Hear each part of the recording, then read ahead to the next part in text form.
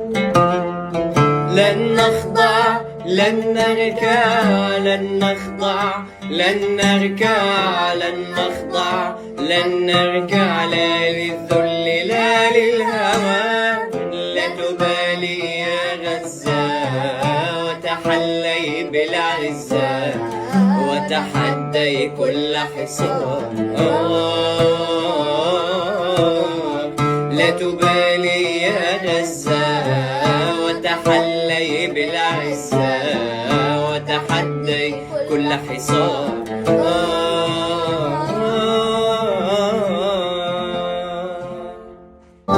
يا دنيا علي الشديد مهلك للمعتدين يا دنيا علي الشديد مهلك للمعتدين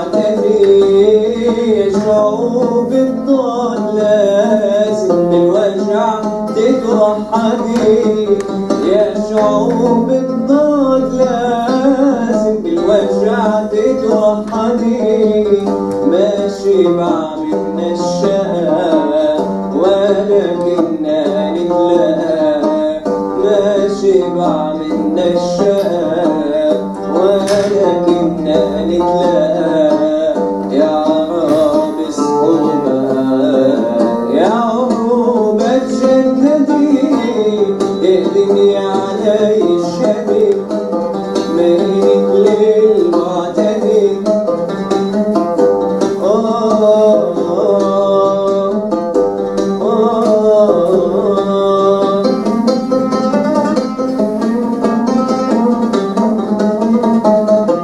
فلسطين يا أمي يا ساكنة دمي فلسطين. Ahmad Taha, 12th of November 2024. My final message to the world. I used to be one of those most opposed to young people migrating, especially illegal migration, because I believed a young person's life was wasted, risking everything just to live in a place where they'd settle and acquire the nationality of that country. All of this because of lack of jobs, low income, fear of the future, and endless wars. Despite all the consequences and losses caused by migration, losing family, friends, and precious time, and loss of the youth years and vitality, our elders have a saying: the young person's strength and vitality cannot be replaced. However, now I'm one of the strongest supporters of migration in all its forms, and advise everyone, whether friends or strangers, to migrate and seek a homeland other than this one, a homeland that's given us no opportunity to hold on to any longer, because our homeland and our patience with it have made us lose those closest to us, family and friends, and see them dying without being able to help them. I don't want to talk about my friends whose flesh I've had to collect with my hands and bury, but I want to talk about the greatest disaster that happened to me. We were sitting, drinking tea at the end of the day with my family when a helicopter came and started shooting at us.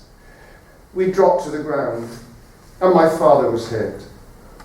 He started screaming at us, "Don't move, no one move!" Well, he was bleeding. We were too scared to approach him, to carry him and take him to hospital, because anyone who moves would be killed. I was worried how to help my father while next to him, but couldn't help him. He was bleeding, and with every drop of blood, I died a million deaths. I was scared for him and myself. After a while, the helicopter left, and we carried my father and took him to hospital. And thanks be to God, he was fine after 40 days in the hospital. He just now limps when he walks. What I have to tell you is we've reached a point where you might die. And everyone watches you die. And no one's able or willing to help you because they're afraid they'll die with you, even if it's the closest people to you. For me, homeland is family. Homeland is safety. Homeland is the comfort everyone needs in every material and emotional form. That's why I'm thinking about migration to any place where my family and I can be safe, without the threat of death hanging over us. And I don't want anyone to tell me slogans, articles, or advice. What I've seen and what happened to me is not insignificant. And I wouldn't wish any human being to live what we are living in Gaza, a Gaza that once was beautiful.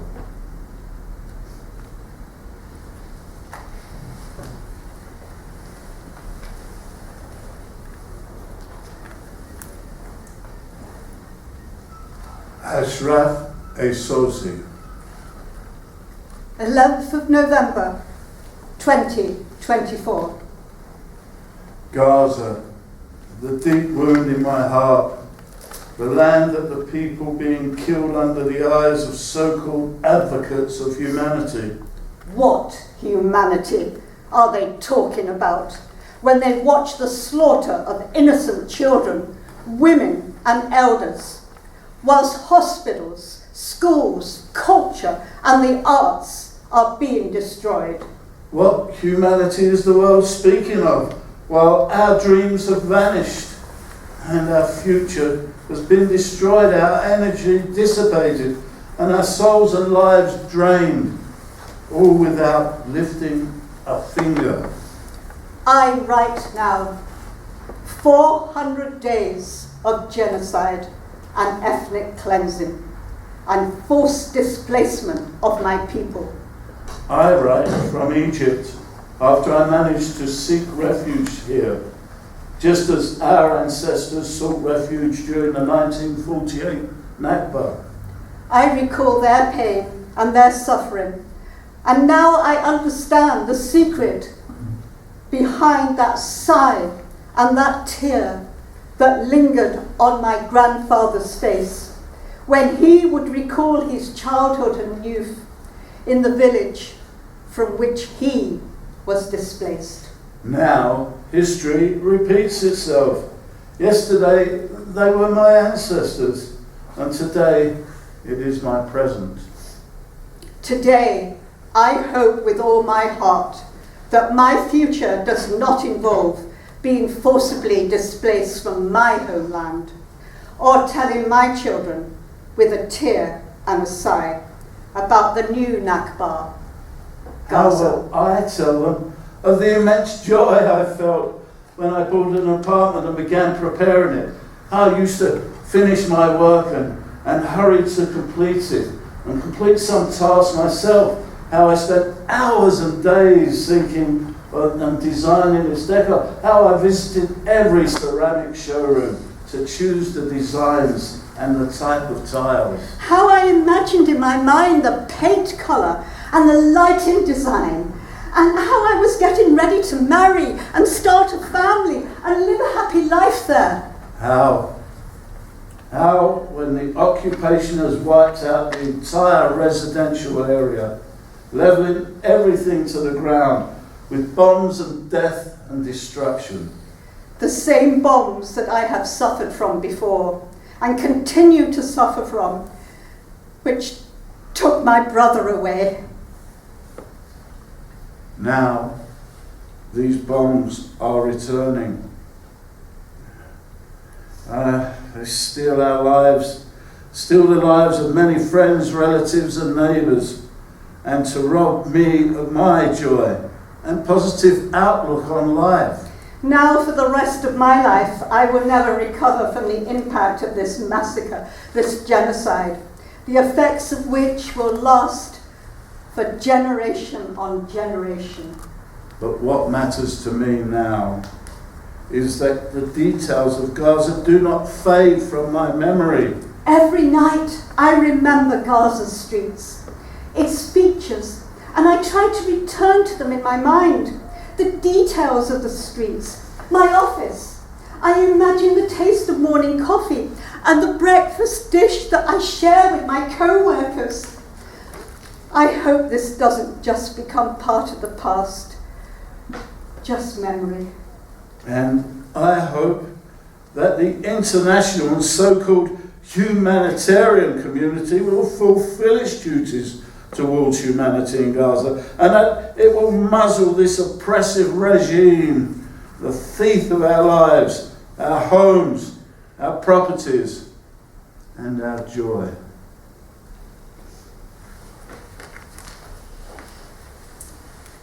Allah Hajjaj. 11th November 2024. I am Allah from Gaza, 29 years old, and I had a simple dream to build a small family in a warm home where we would share wishes and memories, living in safety and peace and tranquility. I married Tarek, and after 4 years we were blessed with a daughter as beautiful as the moon, whom we named Mariam, and together we agreed to provide her with a positive, healthy upbringing. Suddenly everything changed. The war turned our home into a small tent pitched on sand, surrounded by hunger, fear and cold in every direction. We became displaced. My husband and I lost our jobs. Mariam's first birthday came during the war, and her second birthday will be in December. But I never imagined that I wouldn't be able to protect her from the cold of the tent, from the hunger that was imposed upon us. With the constant fear that the flames of occupation might reach us at any moment, we were displaced more than once, fleeing death. God knows how many more times we will be displaced. I used to dream of living in peace, but now my dream is simply to survive. Today, if the world continues to be deaf, mute and blind to our suffering, our voices which have reached out with this message will not exist tomorrow. I do not want my family and me to become a number that everyone will forget in a second. We are souls with dreams and hopes and wishes, and we deserve to live. This is my message to you, world.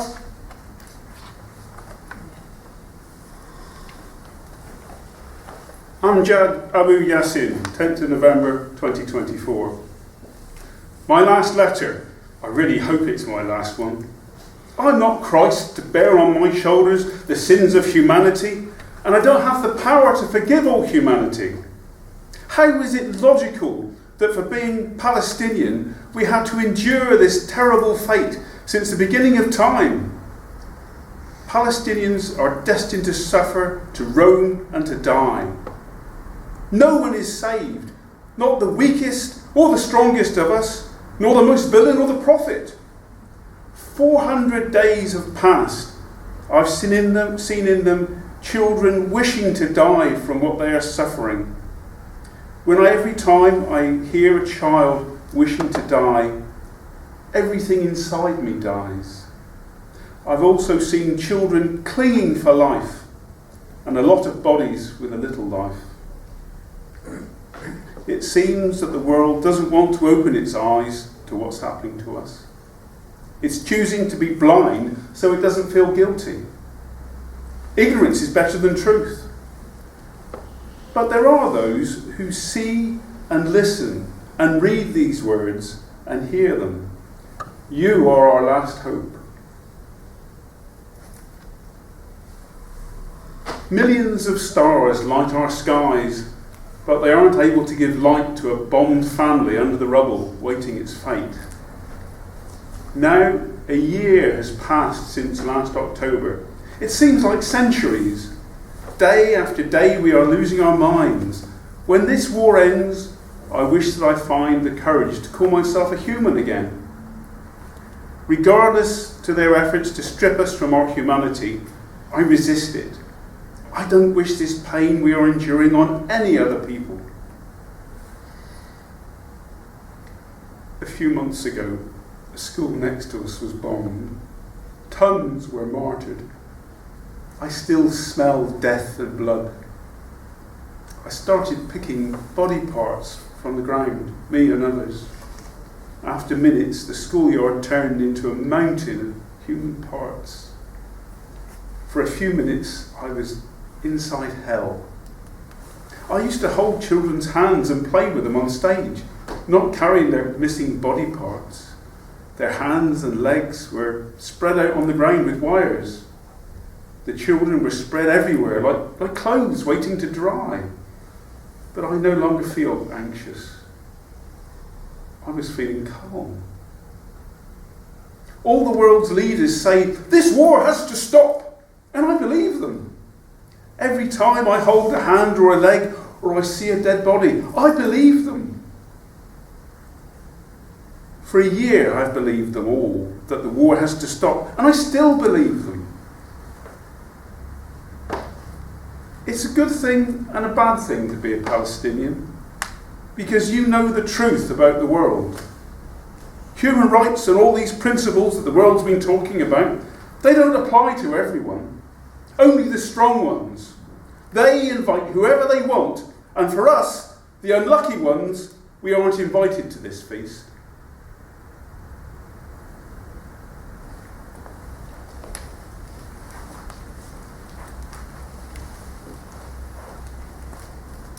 Ahab, a lion, 8th of November, 2024. I've always spoken quietly, but I scream when I'm silent. I express my feelings calmly. I don't react to either big or small things. Everything to me is easy. I love everyone. I rejoice in the happiness of others. And I feel sad when there's an earthquake, flood, hurricane, or tsunami in any country around the world. But in this cursed war, I stopped accepting myself. I regretted everything positive that I contributed in my life because it betrayed me with its power and its violence. What's the use of the calm life I was living compared to all the noise and psychological destruction I'm going through now with all my family? Before the war, I had tailored my life to my own preferences. I wasn't living under anyone's mercy. Anything that bothered me, I removed it from my life completely. I loved theatre, music, and I sold makeup and perfume. I would move like a butterfly between perfume bottles, makeup, musical scales, and a stage. And I had a natural harmony. Then the war came, and time completely stopped. My ambitions in life shrank with the sound of every shell, missile, or bullet. I started moving like a butterfly between gathering firewood and water, displacement, and without any harmony. From now on, I won't speak quietly. I will scream in everyone's face. I will expose all the people of the world. My problem is with the entire universe, with the world, with people, with the good before the bad. What good exists in this world where people are okay with their homes being bombed on top of them and their children? What humanity? What human rights? And what nonsense? It's all lies, lies, and lies. I've lost faith in everything that breathes. Even the dove, symbolising peace, betrays and betrays, and the fish in the sea. When I needed it, I couldn't find it by my side. You've left me with no other choice but to feel betrayed. Everyone deceived us. Everyone without exception. Everyone participated in slaughtering us alive. No one left who didn't rejoice in our suffering. The goat fell, and everyone wants to make a profit from it. Relatives before strangers, friends before enemies. For the first time, I feel deceived by my enemy. I knew they were criminals, merciless, hungry for our death and torture, destroying everything without compassion for people's livelihoods, oppressing, unjustly, burning, crushing. But I did not know that they could be so harmful. A grudge so deep, so polished, a grudge that's thousands of years old. Hell itself has fallen on our heads in Gaza. Everything evil in the world is Gaza. I never imagined I would live through a war like this, or that my life would be messed up in such a crazy way. I knew there was hatred, hypocrisy, deceit and betrayal in the world, but never to this extent. Still, I wouldn't wish anyone in this world to live a quarter of what we lived in this war on Gaza. After a year of war, I'd rather stay silent because no one will listen and no one will feel anything. I've become more inclined to speak nonsense, just like this world that I'm part of. I even prefer that if we want to speak to the world, we should only speak nonsense, because I believe that this is the language that must be used to deal with such a world. We saw what happened when we spoke to the world in all languages. What was the result? A shameful silence. After this war, don't tell me to respect such and such a president or minister. They're all cowards, and I don't find it honourable to talk to cowards. Full stop. End of story.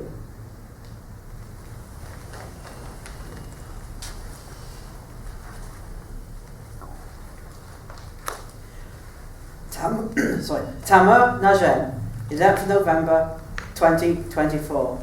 A mess, a dizziness and an endless headache. I don't know where I am or even who I am.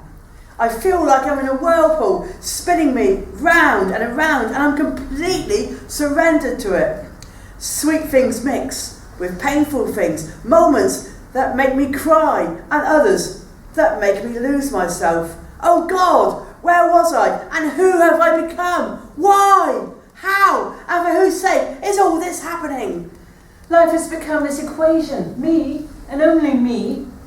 I wake up, I sleep, unable to tell night from day, and the days seem all the same, like a repeated version of one another. And the rain comes and the rain goes and the wind carries me wherever it wants, hoping that it's to a safe place. But that safe place is far, far away now. We are tired, the roads have worn us down, to the point that we have become a burden to ourselves and to those around us. I have burdened myself, embarrassed myself, disturbed people without meaning to, and I've hurt those I love. What I've learned is that the tighter the circle gets, the purer it becomes. Having more is just a burden, and sometimes being alone is better. But I wonder, am I dreaming? Or is it an endless April Fool's joke? It feels like I'm living in a hidden camera show. For God's sake, enough! We die in silence, we are oppressed, and no one hears or feels. And even those who feel who do feel cannot do anything. We are exhausted by grief, and it no longer matters to think about small details. Do any of you know what a tent means? I don't think you do. Let me tell you what a tent means. It means cold. It means slow death and continuous hunger. A tent means you and 10 others sleep in a cramped space. Half of you inside and half of you outside, like the remnants of life on the edge of nothingness. You wake up with the morning sun that scorches you with its heat, or with flies biting your body. At night, the cold stings you and makes you forget the warmth of life. And in the tent, there are no secrets. Everyone is exposed to everything and everyone else, and families have no choice but to share everything as if we were one family. Every morning starts with a new struggle for survival. To secure a little bread, a little water. We don't know rest here, and we've become like an entire people sharing one bitter dream. Every day is a new story, a new loss, a renewed longing and pain.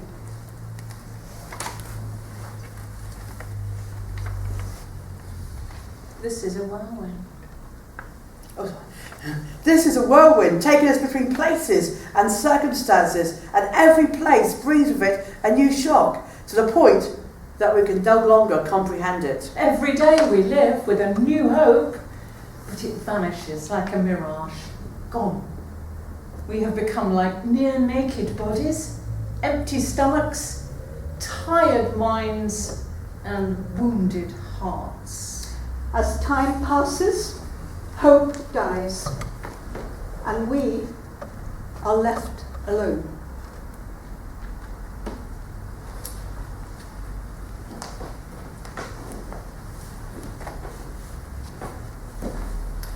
Roland Jarula. And Rihanna Jash, 10th November 2024. Every morning begins with a strange pain. The pain of distance and helplessness. It feels as though I am a prisoner, even though I am free. As if my soul lives in a place I cannot reach. Each morning, I wake up to news that shakes me, explosions whose sounds reach me from screams. With displacement, the longing and nostalgia for the simplest of rights increases. I've been displaced from nearly all the areas in the south, and each time I try and adapt. Memories, longing and nostalgia let me down. But the hardest was Saturday, December the 16th, 2023. As usual, I called my family to check on them, to hear their voices and calm my heart a little. But what reached me was far from reassuring. I heard cries, sobbing, and chaos filled with fear. Every time that I'm displaced, I meet new people, new characters, and we share our daily lives like we've got one family. Because there's no such thing as privacy. I tried to understand what was happening until I heard my mother's voice, choked with tears. They bombed us, my dear. And your father, he's not waking up. May God save him. The injury to his head was severe. It left him unable to move, unable to speak, and it stole his memory. My father, whom I had always known as strong, had become imprisoned in a body that no longer responded. His mind absent from the details of his life and the faces of his loved ones. The occupation refuses to leave us alone. It fights us through food and drink. I long for the simplest of foods. My daily phone calls have become heavy. I call to check on them, but I know no one is truly okay. I was once called the coach. I used to carry heavy weights of iron. Now I carry buckets of water and trays for the baker. See, still, I try and adapt. Remember, what's happening isn't just news. It's the lives of people, the dreams of children, the hopes of fathers and mothers longing for a day of peace. Has the time not come well to stand against this ruthless occupation? War is not an inevitable fate, and peace is not an impossible dream. We believe there are hearts that feel our pain. Where is humanity? Where is conscience? Where's Arabism? Let there be a share of your hope and prayers for us and our families. Perhaps the world can become a more just and humane place. Is there anyone who will answer?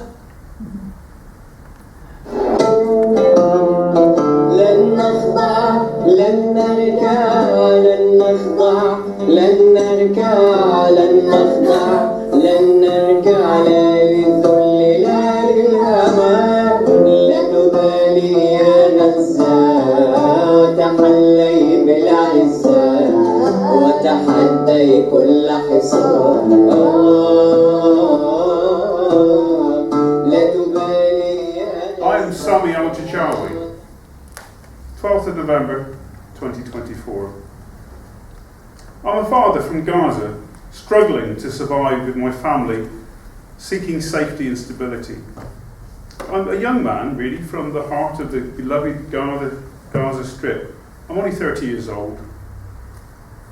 My life was moving slowly, like anyone dreaming of building a secure future, until the last war came and completely changed the course of my life. On the 9th of October in 2023, at the height of the crisis, I was blessed with my little daughter.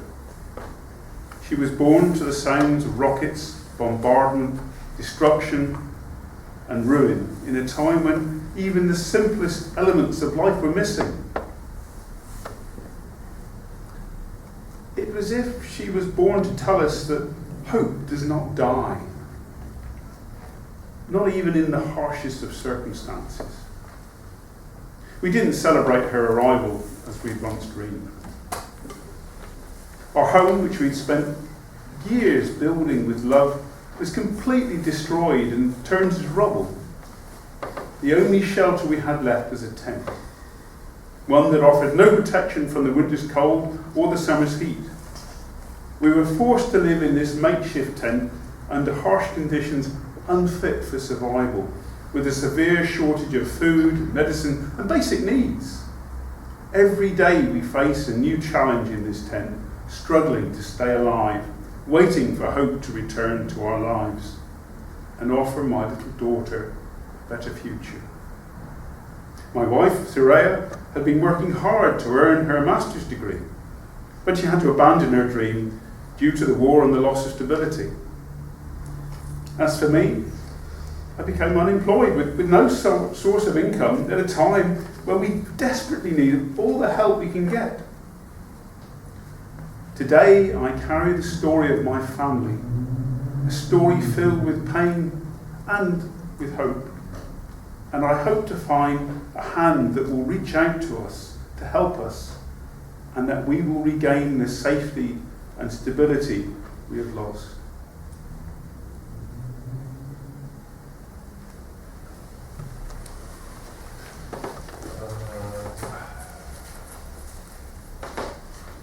Sujud Hussein, 11th of November 2024.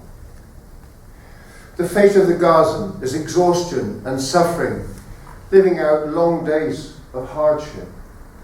Despite it all, we try to create a semblance of a normal day, hoping for a peaceful moment at the end, only to have it shattered by a brutal war that made no distinction between stone and human. In mid-October 2023, most Gazans left their homes, heading towards areas labelled as safe zones by the occupation army. My family and I, along with my uncles and aunts, went to Khan Yunis in the southern part of the Gaza Strip, gambling with our lives amid airstrikes, the advance of military vehicles, the roar of planes, and even the bombing of shelters. We had no means of survival, merely seeking safety. In those early days, we kept telling ourselves, Tomorrow we'll return. when we needed something essential, clothes, food, bedding, we'd say, The house is full of these things. Tomorrow we'll go back.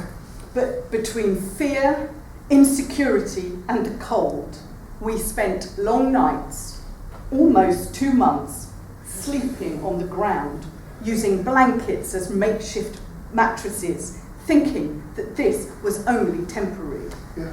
More than 100 members of my extended family shared the same harsh reality. We'd wake up in the morning, light fires, cook food darkened with soot, and bake in clay ovens. The first time I got the chance to sleep on a foam mattress, it felt like I'd only truly discovered sleep that day.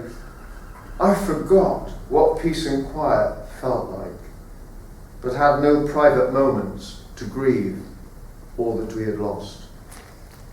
We didn't have the luxury of protesting our circumstances. We lived through what our grandparents had narrated about their Nakba, tasting the bitterness of existence. We consoled ourselves with the thought that the suffering would pass. But then, just days later, the occupation ordered all displaced people in the shelter to leave Khan Yunis for Rafah, declaring it a dangerous combat zone. We crossed through what they called safe corridors, enduring indescribable humiliation, the terror of walking between tanks, the mocking glances of soldiers, the fear of being separated from your family or losing what little you carried. It was a moment of utter despair.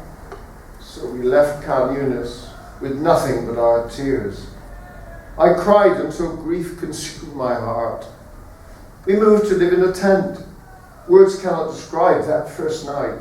The weather was rainy, and I spent the night imagining the tent flooding and wondering what we would do. I didn't sleep a wink. I'd yearned for restful sleep after so many exhausting days, but my thoughts didn't spare me, nor did my sorrow. My mind was torn between two equally bitter options. Should I save myself and leave, or stay with my family in the midst of this war and postpone my wedding until it was over?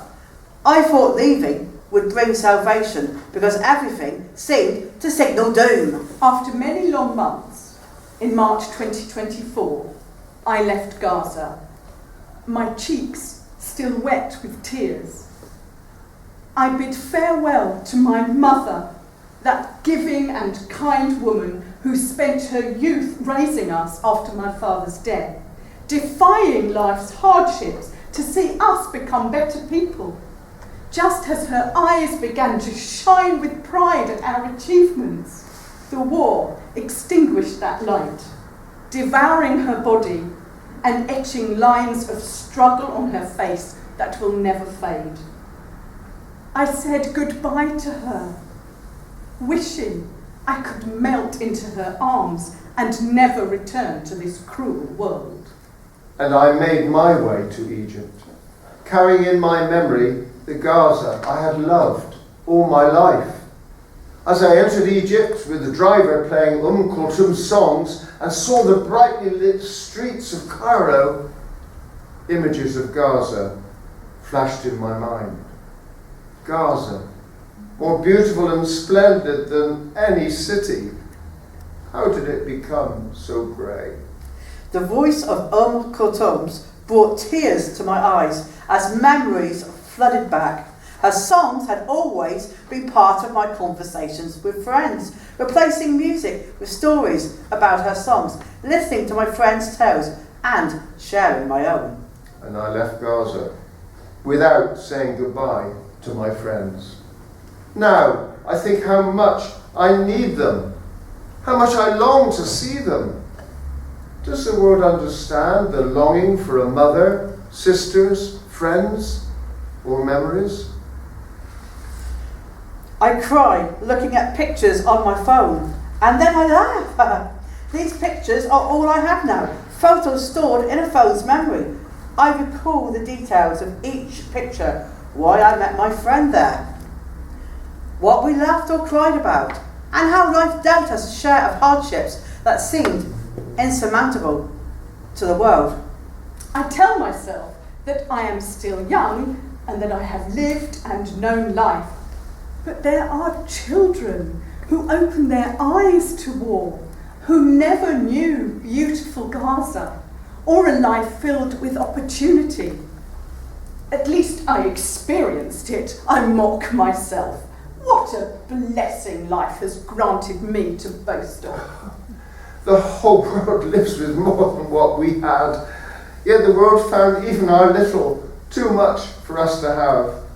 Our children have a right to a dignified life, to education, health, joy, travel.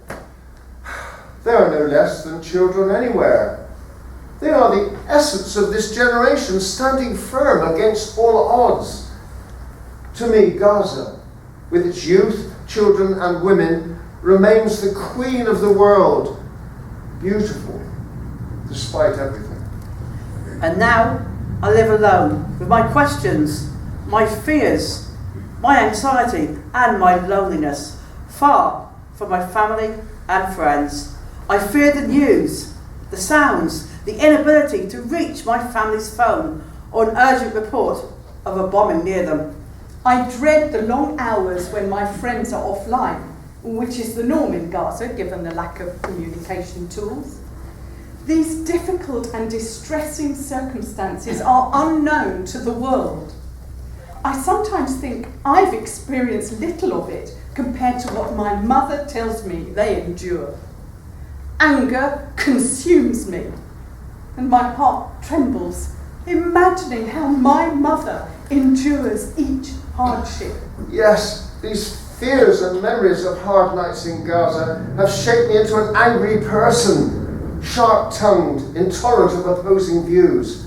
I can't bear to hear the word Gaza unless it's spoken with pride and admiration. I ignore and reject dissenting voices, a stark contrast to the person I was before, the one who embraced all opinions and welcomed every perspective. The war has changed me. It took away the person I once knew. What we have lived, thought about and witnessed is hard to explain. No matter how much we speak of it, it is the unique experience of a Gazan, thrown by the world to face the monstrous occupation, moulded into a myth to satisfy the inhumanity within others. One day, the Gazan will cry out to the whole world and care for nothing but reclaiming peace. On that day, the world must prepare itself and not blame the Gazan for the results of his prolonged solitude.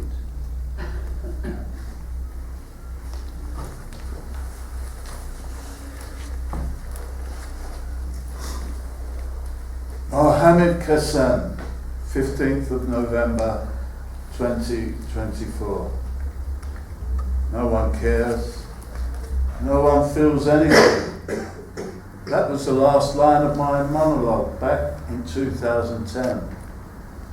I used to believe that hearts could soften or that people could care.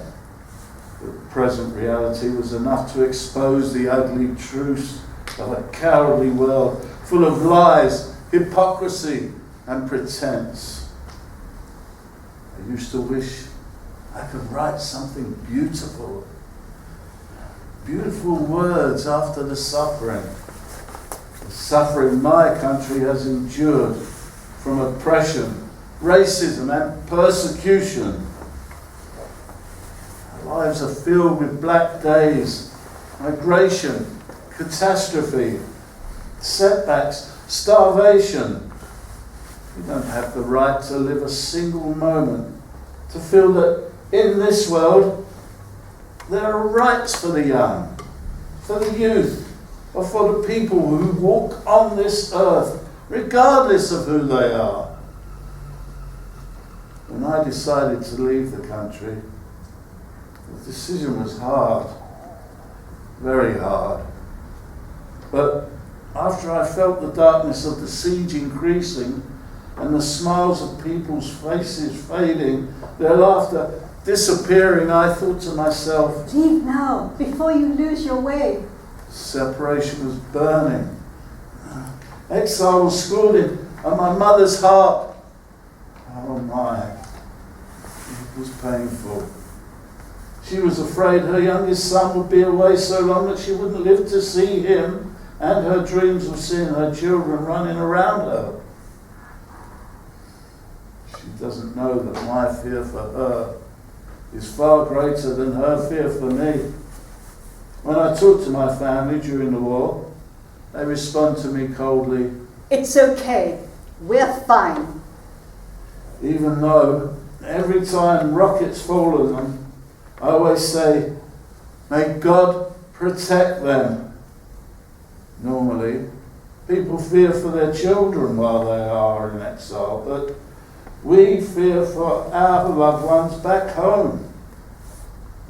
Since October 7, I've been living in a nightmare. And every time I say, oh God, let me wake from it. But this nightmare keeps getting worse and worse. When I talk to my family, I feel immense weakness. I can't do anything for them. They always ask me, Where should we go? people are running. Some carrying their children, others carrying their mothers on their backs, some with mattresses, but everyone is running. They don't know where they're going. They feel that the further away they go, the safer they will be. They always ask me,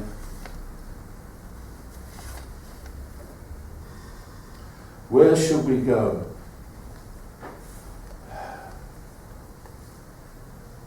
I follow the displacement of my family to Al Saftawi, from the beach to the UN schools, from the UN schools to Sheikh Radwan, and from Sheikh Radwan to Iskandar. With every displacement, there were stories and tales full of fear and terror. One day, I felt like the world had turned dark in my eyes. For 3 days in a row, I couldn't reach my family, and I felt that Gaza was being wiped out. Thoughts came and went. Are they alive? Are they awake? Or are they asleep? Can they eat or drink? My night was day and my day was night. I couldn't sleep, not even eat. I lived in my room as if I were a prisoner. At night the phone rang. My sister was calling. We're fine. I cried out of joy and started jumping around the house like a madman. I spoke to everyone just to believe that things would be okay. After the call ended, I was reassured about their safety, but I felt uneasy. Not long after that day, my phone rang at night. And the one thing I hate is when my phone rings at night. It was my sister. Hello? What's going on? Can you look online? What are the symptoms of a stroke? Why? What has happened? It's Mom. Mom's eyes have turned, her tongue is heavy, and it's 12 o'clock at night, and there's no ambulances, and there's shelling everywhere, and tanks are surrounding our house. At that moment, I felt broken. It was as if someone had tied my hands and feet and was suffocating me. I felt helpless, weak. I imagined my mother was calling me with her swollen eyes, and I was powerless, unable to do anything. The most I could do was to make an appeal. If the blood stirs something in your hearts, will you, at least,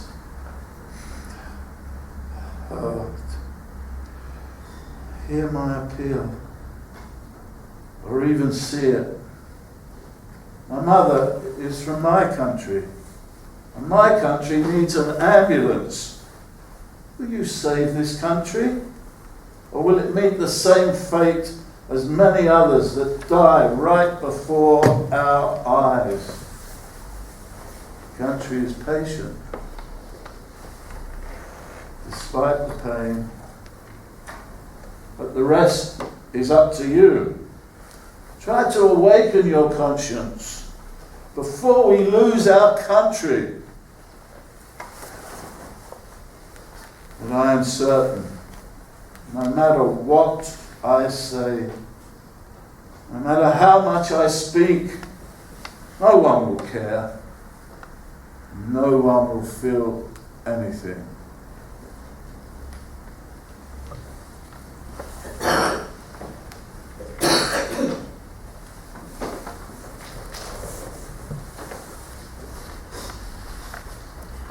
Mahmoud Abu Shaban, 9th of November 2024. Loss is extremely difficult, and no one can truly understand it except those who have lived through it. Losing your mother, your father, your brother, your sister, her husband, their children, and your grandchildren all in one day. That is something so painful, no one could bear such a loss all at once. You lose the warmth and tenderness of your family. You lose their voices, everything that belonged to them. You lose your sweet memories, and even your home, and the grave where they're buried becomes a place where you can't go and visit. I miss my loving mother and father, who were always by my side, whether I was upset, happy, or needed anything. They were always there, sharing every moment, no matter what.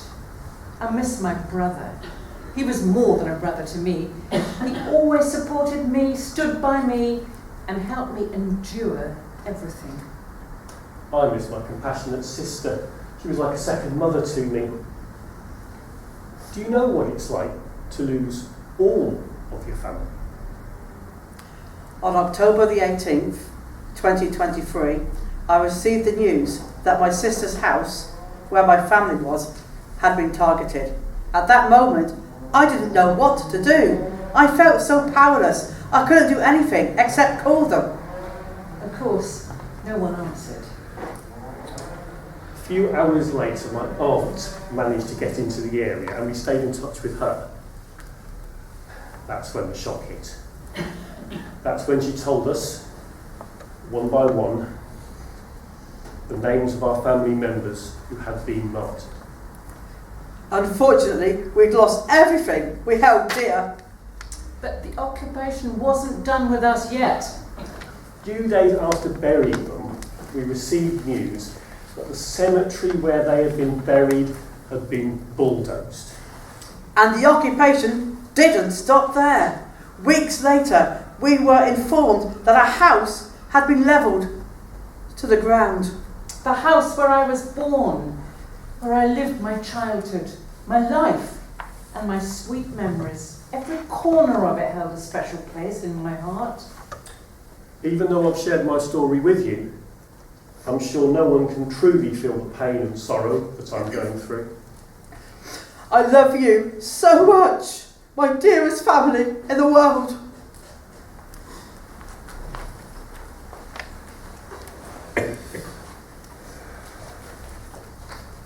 Mahmoud Balawi, 19th of November 2024. To all the free people of the world, to all the humans of the world, Enough with the injustice, enough with the death, enough with the silence. My message is for anyone who carries even the smallest part of humanity in their heart. I know you hear about Gaza, but I want you to understand that the situation is beyond words. The war against us is not just about bombing. It's not just about blood. The war against us is genocide. It's a merciless war that kills every one of us and doesn't differentiate between anyone. I have survived several bombing attempts. Our house was bombed. We moved to another house. That house was bombed too. And now we live in the tent. Can you imagine how one can live under the threat of death 24 hours a day? We can't take it anymore. We are exhausted. We demand that every person who carries a part of humanity in their heart stop this war, stop this bloodshed that's pouring, stop killing us! We are human beings. We want to live just like the rest of the world, just like you. We are not just numbers on the news. We are not just images on the screens. We are human beings. We are families. We are children. We are mothers. We live in an endless hell. For us, war is a black shadow that never leaves us. It destroys everything. It takes from us everything that is precious. Every moment of our lives is now in danger. We don't just live under bombing. We live under siege. With constant, painful memories of cousins, friends, families, relatives, everyone who's been wounded and martyred. We're in the final stages. We are gasping for breath before they finish exterminating us. I hope my message reaches you and that you come to our aid. لن نخضع لن نركع لن نخضع لن نركع لن نخضع لن نركع لا للذل لا للهوى لا تبالي يا غزة وتحلي بالعزة وتحدي كل حصار لا تبالي يا غزة I am Mahmoud El Turk, 13th of November 2024. My message to the world about Gaza, the Gaza war in 2024. We are still alive, but everything inside us is dead. Yesterday, I was alive, carrying the hopes and dreams of every 30-year-old, full of infinite achievements. But today, those dreams have been stolen, and that ambition has been killed. All that remains are memories inside me that never sleep, haunting me every moment. We were forced to leave our warm, beautiful homes and displaced to an unknown path, living in poor, nylon-covered tent that offers no protection from the summer heat or the winter cold, with no basic necessities of life. I now live the life of an ancient, primitive human, gathering wood and anything that can spark a flame, sitting by its fire and smoke to bake a loaf of bread to stave off hunger. Now, all we think about and all we dream of is returning to our destroyed homes, to live on top of that grey rubble. We have little left to say to the world, to make sure it still hears us. Do not forget us and leave us alone. We are not just numbers in death toll statistics. We are humans just like you. We love life, we have hopes we wait for and believe in, and we have the right to live in peace and security, to stop the endless cycle of wars. At a moment of realisation, I asked myself, who am I? How have I been able to endure all of these events?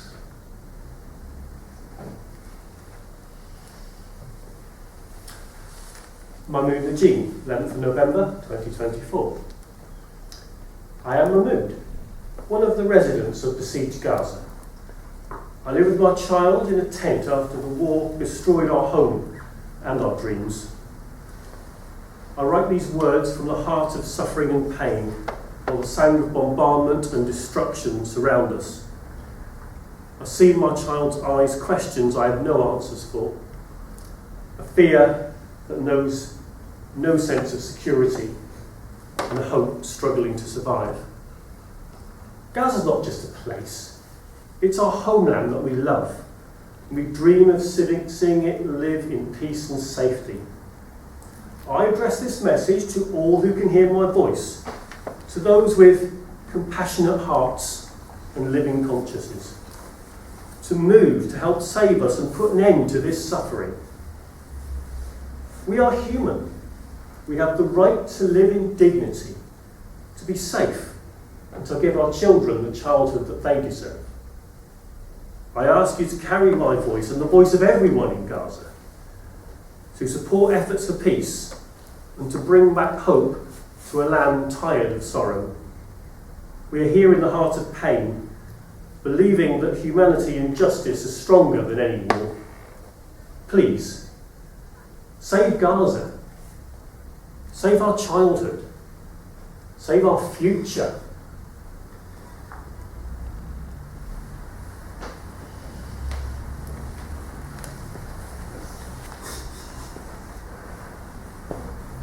Heba Daoud, 19th of November 2024.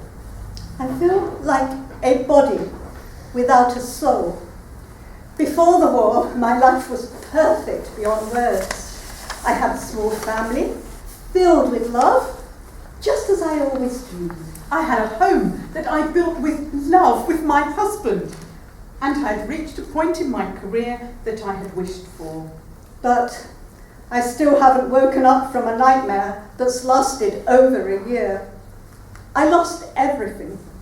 It started with the bombing of our house, the martyrdom of my father-in-law, my brother-in-law, and my husband was critically injured, losing his memory for a whole month. His condition was dire, and I'd hardly recovered from this nightmare, only to lose my sister, my soulmate, her husband, and her children. I tried to resist all this pain. The people closest to me and my home are gone, and I must be strong to bear this responsibility. I have 2 children. My husband is injured, and I have to fight this brutal world. We were besieged 4 times. We escaped each time by a miracle. The last time, when they bombed our house, we were still inside it. They pulled me out, and I had to walk to the south with my 2 children, whilst they took my injured husband away. That moment was the worst of my life. I collapsed, but I had to get up again to protect my children. I hugged them, and I had to walk through a sea of tanks and soldiers. Not one of them had an ounce of mercy. And when we'd crossed half the distance, they dropped white phosphorus on us, and we nearly suffocated. I held my children, and I ran with them to protect them. We reached the south, but we had no shelter, no clothes, no food, neither for my children nor me. The situation was catastrophic. My husband needed several urgent surgeries as his injury was life-threatening. After suffering and trying, we managed to travel to Egypt, where he underwent the first surgery for his ear and passed the critical stage. At that moment, I thought I would get some rest, but I have not tasted rest since then. Every time I try to sleep, before I do, the events play out in my mind and I break down in tears. At this moment, I feel I've lost the world and everything in it. I've reached a point where there is nothing that can affect me anymore. In simple terms, my feelings are wiped out.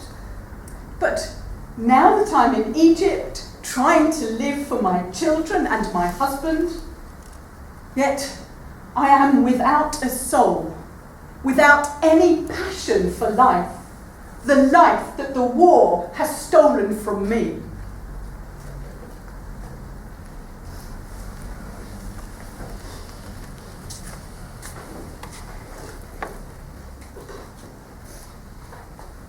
Yasmin Giroux, 13th of November 2024. The seasons have passed, yet we haven't lived their familiar details. We didn't eat oranges in winter, nor did we buy roasted corn on the cob by the harbour in summer. Even the olives weren't harvested. They were pressed into the ground by the treads of tanks. The earth did not bloom on my mother's grave because spring hid in fear and was buried beneath the rubble. Everyone is fine, don't worry. We pulled them out alive. They're now in the shelter. Calm down. Except for Salman, Naja, and her husband Manu. Their son, Louis, their daughter, Warda, Asil, Anas, and Bakr. Abu Anas, Abu Jalal, and Jalal. Ahmad and his infant son, Osama. Ali, Abu Hassan, and Hassan. Zakaya, Manaw, and her infant son, Amir. They all have ascended as martyrs. Everyone is fine. Of course, a lie. To reassure Salman's wife, Naja and Nanut's children, Anas's mother and father. if only they were fine. But from beneath the rubble, they emerged in pieces, buried in temporary graves. Yes, temporary graves. Are you surprised? Let me explain. We cannot go to cemeteries to bury them. People were buried in schoolyards, hospital grounds, street corners, and alleyways. We will exhume them when the oppression and darkness end. We will unearth them and renew the anguish of separation, the sorrow in our hearts, and the death of hope for their return and reunion. If only the pain had ended with their departure and moved on. And then, what comes after? Hungry in the north, the thirsty in the south, exiles without shelter, a reality unlike any other. Dispersed here and there. No safety, no peace. Displacement everywhere. And how long will this persist? And is change impossible? And then, what comes after? Will we continue to lean every night on pillows, weighed down with burdens, stained with dark worries and waking nightmares? And then, what comes after? Is changing possible? Is permanence inevitable? We turn over between bitter truths, trapped by thoughts that won't leave us, burdened by the weight of day and night. Oh, leaders, our souls have aged, and the fragrance of our youth has withered. Our faces have grown pale and troubled. And to God, we plead our misery and our despair. To God we complain of our weakness and weariness. To God, we cry out against tyranny and injustice. To him we surrender our affairs and their outcomes. And then, what comes after? The heart no longer desires life. Its cravings are being extinguished. We yearn only for the fog to lift, for the hidden light that will sting our eyes after its long absence, more than a year. It will pain our souls to see what will be in its wake. Each of us carries a story, too vast for the pages of literature to contain a tale of how we lived, what we saw, and how we survived. And each of us has had their lives turned upside down. But the war, will it end? And will days bring us back together if we do not ascend? This is the truth of our faith in God and the firmness of our certainty. And then, what comes after?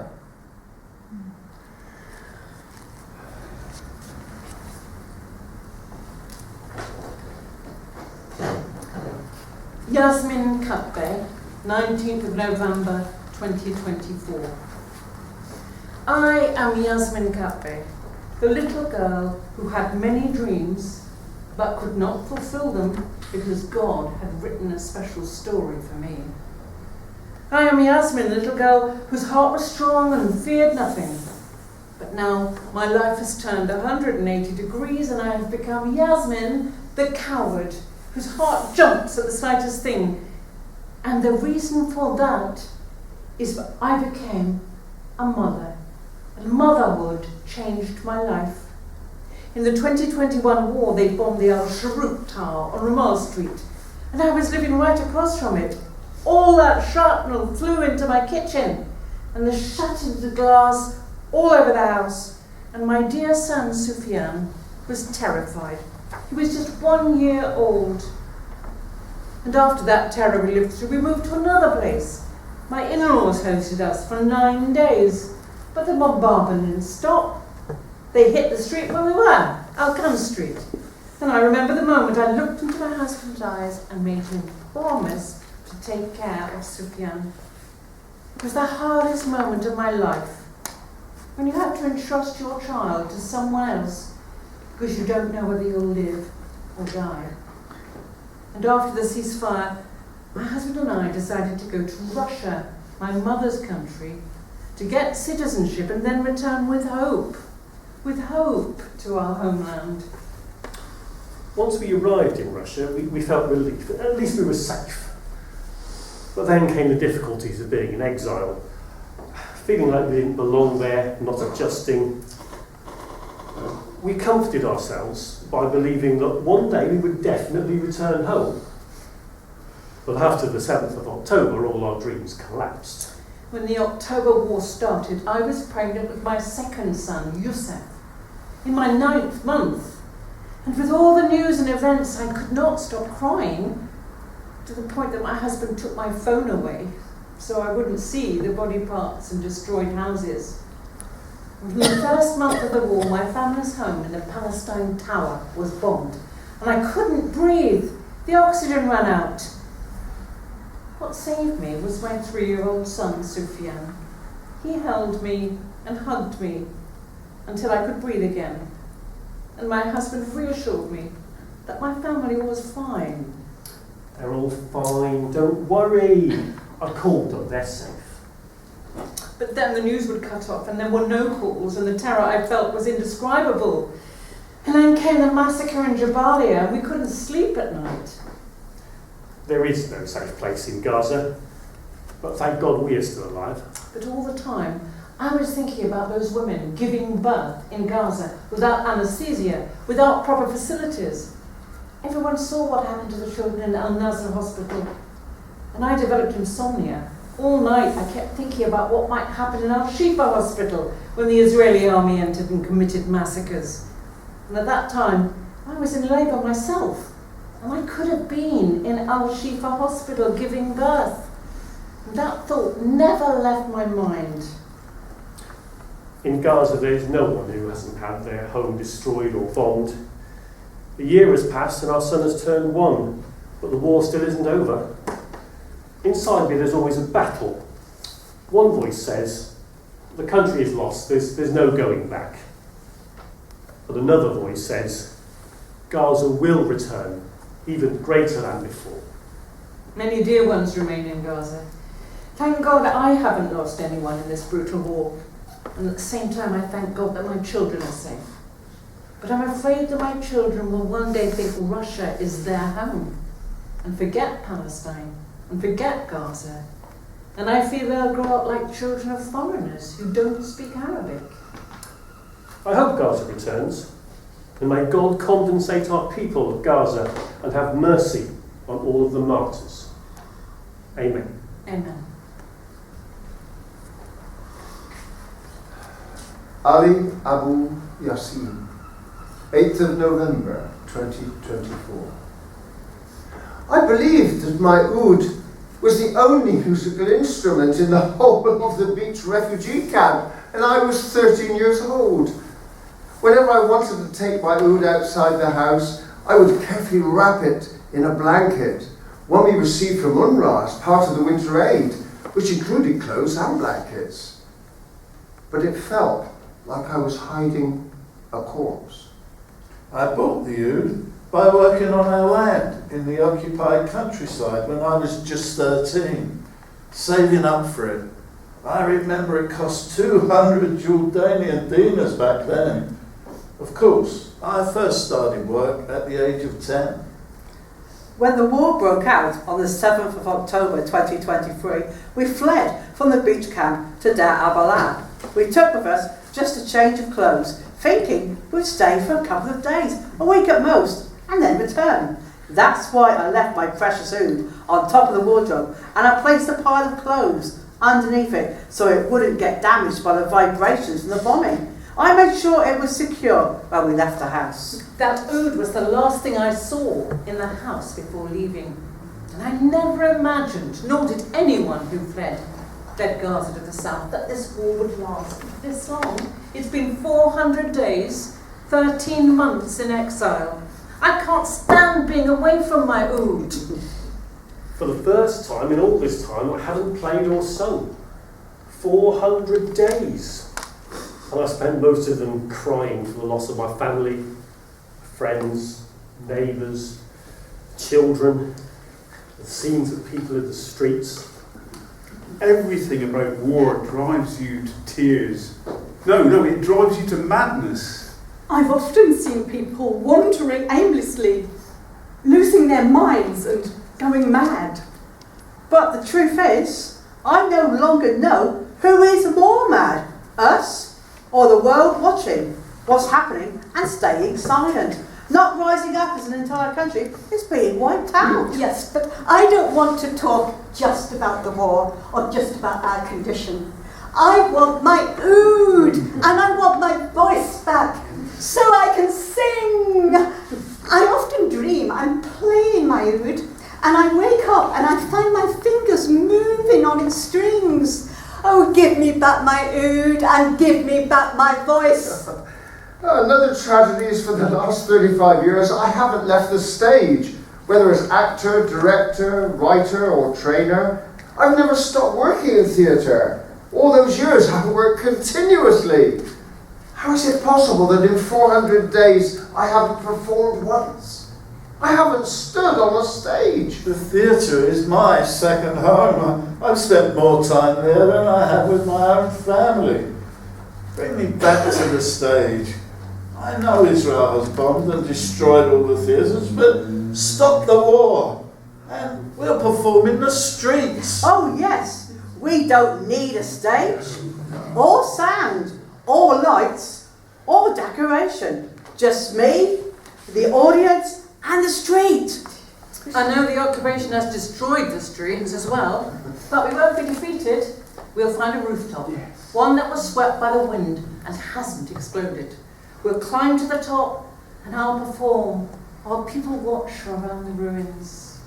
This performance, my oud will accompany me as a substitute for music and all the other necessary elements. It's a great idea, don't you think? If the war ends and I'm still alive, I'll do that. That is, if I can find my oud on its place on top of the wardrobe. And if I find the wardrobe at all, because the top floor of my house has been destroyed. This is what I saw in a video that my friend Amjad sent me.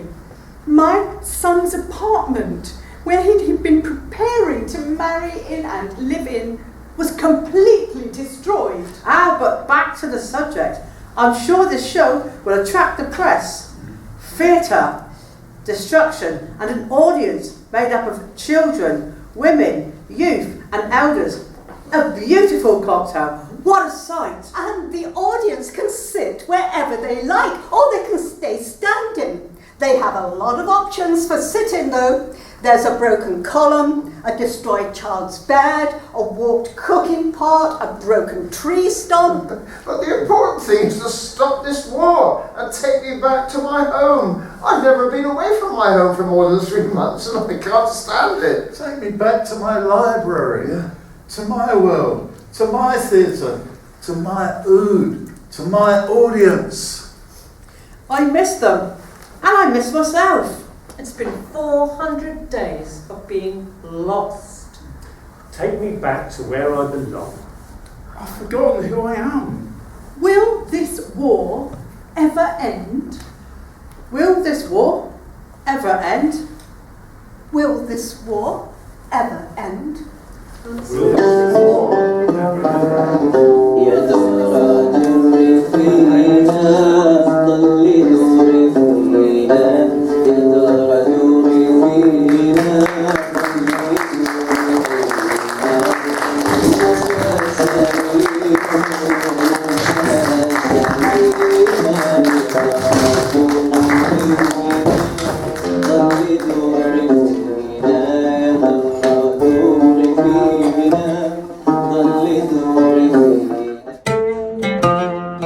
لن نخضع لن نركع لن نخضع لن نركع لن نخضع لن نركع لا للذل لا للهوى لا تبالي يا غزة وتحلي بالعزة وتحدي كل حصار لا تبالي يا غزة وتحلي بالعزة وتحدي كل حصار